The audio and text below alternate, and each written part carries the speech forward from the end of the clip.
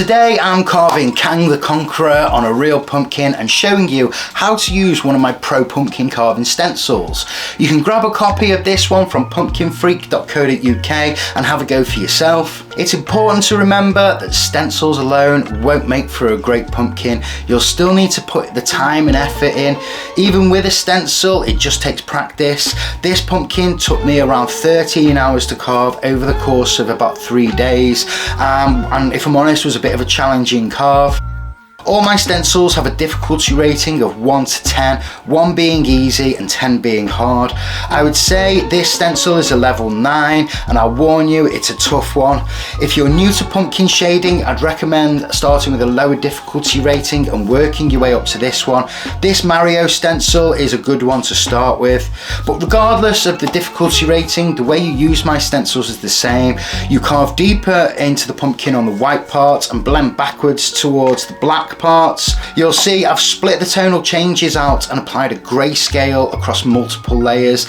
The idea is to simplify the image, giving you a guide of where needs to be carved deeper.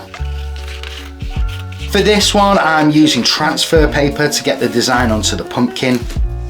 I'll print the design out in the size I want and also a second to use as reference. I'll stick the stencil to some transfer paper and tape the stencil to my pumpkin.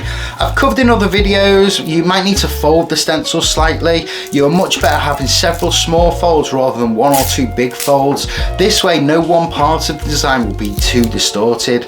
I'll then take a ballpoint pen and using the grayscale on the stencil as a reference, I'm going to trace over all the tonal changes of the design.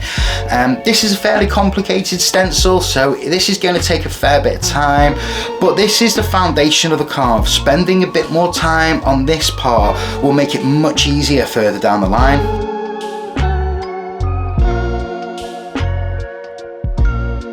Once I'm happy I've captured all of the tonal changes, I'll remove the stencil and keep that to one side as a second reference.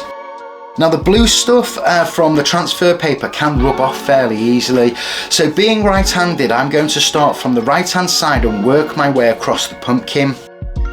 If you're worried about rubbing the blue stuff off, you can go over the design with a fine permanent marker, but that's really time consuming, so I prefer to just be super careful of where I'm resting my hand. The tools I use for real pumpkins are lino cutters and hand wood carving chisels. Both are readily available on Amazon and fairly inexpensive.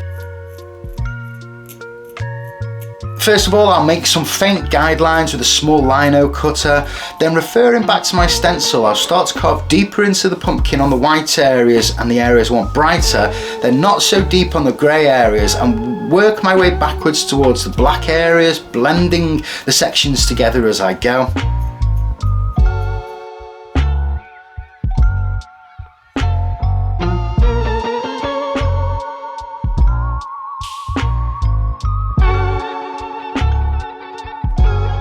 The lino cutters have a range of different sized V-shapes. I use these to get clean straight lines when I first cut into the pumpkin skin. I use the various wood carving chisels to carve deeper into the pumpkin on the parts I want brighter, and again blend backwards towards the darker areas. The 2 wood carving chisels that I use the most are these.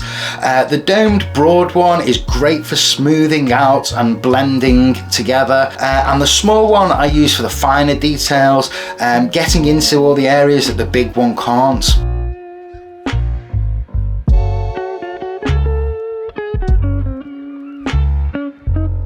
It's important to go slow and don't go too deep too quickly. You can always take more off a pumpkin, but you can't put bits back on.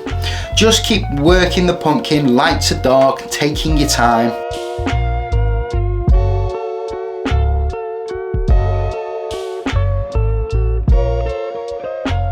When it comes to the really dark grey parts and blending towards the black, a coarse piece of sandpaper can work really well. Just lightly sand the waxy pumpkin skin and it will start to lighten up slightly and offer a nice gradual transition towards the black areas. Now this can be a bit fiddly by hand, so to speed things up I'm going to use my nail drill with a coarse sanding ball on.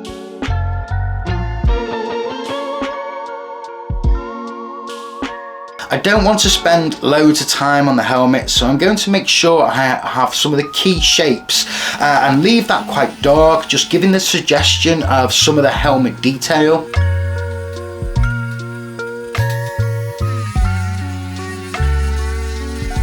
I'm really unhappy with how the eye on the right hand side of his face has turned out. I've gone too deep too quickly and it's way too bright. So I'm going to try and correct this by focusing on the other side of the face and brighten that part up, thinning the pumpkin out from the inside. This will make the other side appear slightly darker in contrast. Finally, I want to darken some of the parts up. I'm going to use a permanent marker pen, and while the ink is still wet, use my finger to smudge and blend the ink towards the darker grey areas. Overall, I'm happy with how this turned out, but like all my pumpkins, I think there's room for improvements. I'm rarely completely happy with my carves. There's always things that I think could be better, but I think that's a good thing. It pushes me to keep trying to improve with every carve. Check out this stencil on the link below. Let me know how you got on if you give this one a try. I hope you found this video useful. Leave a like, subscribe if you want to see more from me, and I'll see you next time.